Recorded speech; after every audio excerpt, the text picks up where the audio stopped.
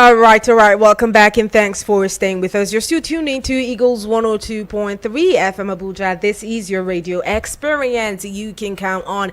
It's 17 minutes gone past the hour of 12.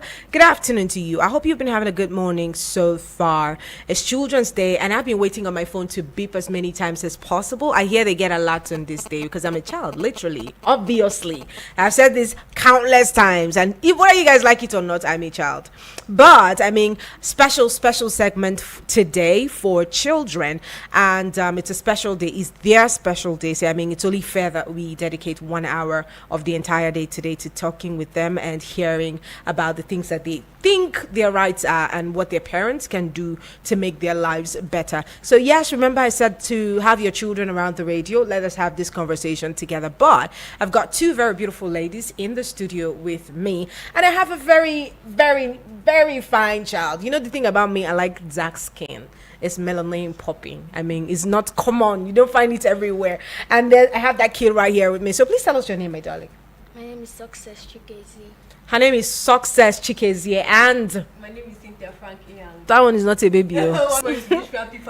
Obviously. Yeah, I mean, if you agree that I am, we all are. I mean, no, nothing.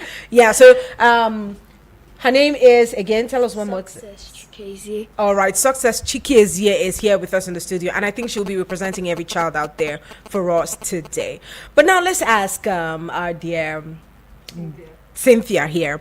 Now, Cynthia, what do you think should be, like, we say it's a Children's Day, but we don't really celebrate that day so much. When we say Father's Day, Mother's Day, we celebrate them lavishly and all of that. But when we say Children's Day, I know we talk about it all and all of that, but we don't see any sort of lavish celebration. And I think that, you know, it should be the case because children are the future, like we said, but a lot needs to be done. So let's hear you. What's the situation or the condition of children in this part of the world? Well, given my line of work, Okay.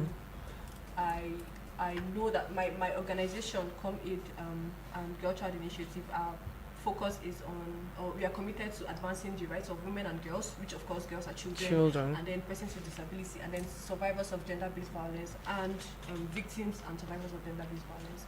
And then unfortunately, in this part of the world, children are often neglected because growing up, even during our time when we were growing up, like we didn't have this children's rights. We didn't know what children's rights. I got to know about children's rights when I was an adult, because as a child we are trained not to speak when elders are speaking. We are trained not to express ourselves, and then.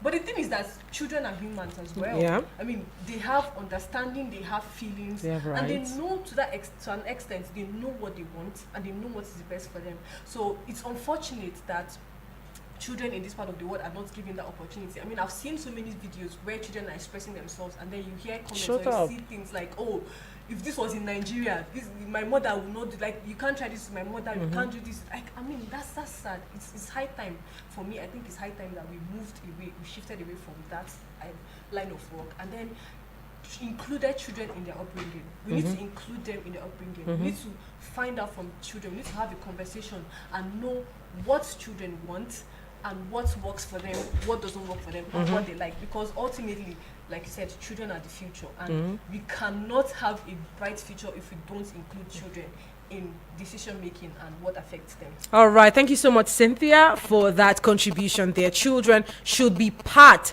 of their upbringing. Children should be part of their upbringing, because what does that mean though? What does that mean before I add up there? But what does that mean when you say children should be part of their upbringing? Okay, I'm trying to think of a fitting example. Okay, for example, or for an instance, they don't like something, right?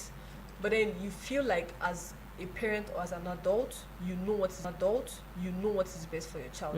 But then this child is telling you that this thing is affecting me. The way you talk to me is affecting me. The way you hit me is affecting me. But then because you feel like, oh, this is a child, you don't know anything, and then you don't listen to them, So yes, that is what I mean by children Children should be part of their upbringing because they can tell you how you want them to handle or how they can be handled. And then Right. how your actions affect them as well. Okay. This is favor Chikezie. How you Success. success Chikezie. Sorry, my darling.